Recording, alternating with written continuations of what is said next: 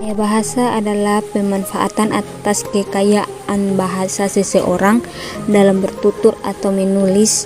Lebih khusus adalah pemakaian ragam bahasa tertentu untuk memperoleh efek tertentu. Berikut adalah macam-macam gaya bahasa beserta contohnya. Yang pertama, gaya bahasa hiperbola. Gaya bahasa hiperbola termasuk sebagai salah satu majas perbandingan. Macam-macam gaya bahasa yang hiperbola ini biasanya digunakan untuk mengungkapkan sesuatu dengan cara yang berlebihan, bahkan sering tidak masuk akal. Contohnya, pria itu memiliki semangat yang keras seperti baja, tentu ia akan menjadi orang sukses. Orang itu setinggi rumah, kulitmu lebih lembut dari sutra, badanmu kurus seperti tusuk gigi. Dia sangat senang, senyumnya lebar 1 mil. Dan terakhir, Messi adalah pemain terbaik sepanjang masa. Yang kedua, eufemisme. Gaya bahasa eufemisme merupakan gaya bahasa yang digunakan untuk menggantikan kata-kata yang kurang baik dengan kata-kata yang lebih halus. Contohnya, orang itu telah meninggal dalam arti mati. Tunanetra itu berjalan menggunakan tongkat. Tunanetra berarti buta. Di lampu merah kita bisa menemui tunawisma. Tunawisma yang dalam arti gelandangan.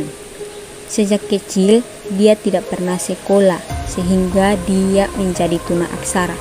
Tuna aksara artinya buta huruf atau tidak bisa membaca.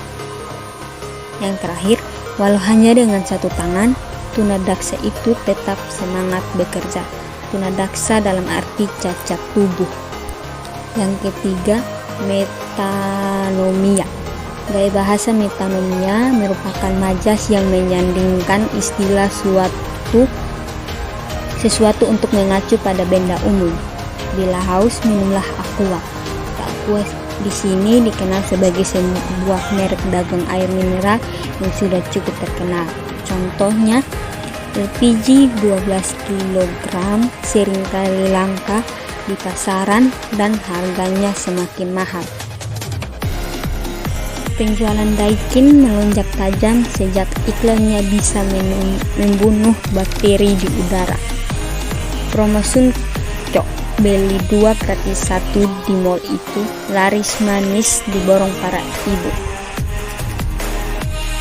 Yang terakhir, semua perabot di dalam rumahnya menggunakan Olimpik. Yang keempat, simile. Selanjutnya adalah macam-macam gaya bahasa yang simile. Macam-macam gaya bahasa atau satu ini termasuk majas perbandingan yang menyandingkan suatu aktivitas dengan suatu ungkapan. Contohnya, anak kecil itu menangis bagaikan anak ayam kehilangan induknya. Dan juga wanita itu bagaikan bunga mawar yang baru mekar. Pertemanan kami layaknya rantai yang kokoh. Engkau laksana cahaya yang menerangi kegelapan.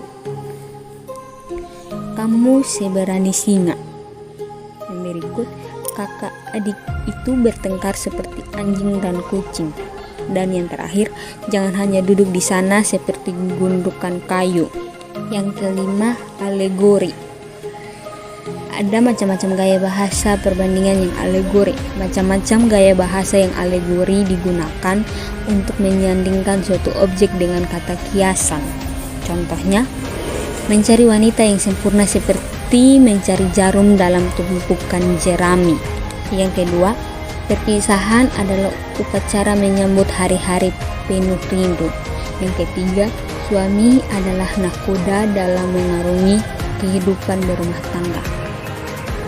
Yang keempat, perjalanan kehidupan manusia adalah ibarat sungai yang menyusuri tebing, jatuh melewati air terjun, berkelok-kelok dan akhirnya berhenti sampai ke tepi laut. Yang terakhir, segala kenikmatan di dunia ini merupakan fata morgana yang semu. Yang keenam, personifikasi. Macam-macam gaya bahasa yang personifikasi biasanya digunakan untuk menggantikan fungsi benda mati yang dapat bersikap seperti manusia. Contohnya, daun pepaya itu melambai-lambai seolah mengajakku bermain bersama. Yang kedua, rumput itu bergoyang di tengah padang savana. Yang ketiga, bendera merah putih itu melambai setelah dikibarkan. Yang keempat, daun-daun berguguran menari saat akan jatuh ke tanah. Yang kelima, api kebakaran itu melahap seluruh rumah di kawasan itu. Yang terakhir, angin sepoi-sepoi itu melambai rumput lapangan sepak bola. Yang ketujuh, metafora. Macam-macam gaya bahasa yang metafora biasanya digunakan sebagai kiasan yang secara eksplisit mewakili suatu maksud lain berdasarkan persamaan atau perbandingan. Contohnya, pria yang sukses itu dulunya dianggap sampah masyarakat. Yang kedua, salah satu sikap baik adalah memiliki perasaan yang rendah hati. Yang ketiga, kita harus mampu belajar untuk berlapang dada dalam menerima setiap ujian hidup. Yang keempat, orang yang memakai kacamata sering dijuluki kutu buku. Dan yang terakhir, perlu usaha keras untuk menjadi anak emas di kelas, yaitu dengan belajar.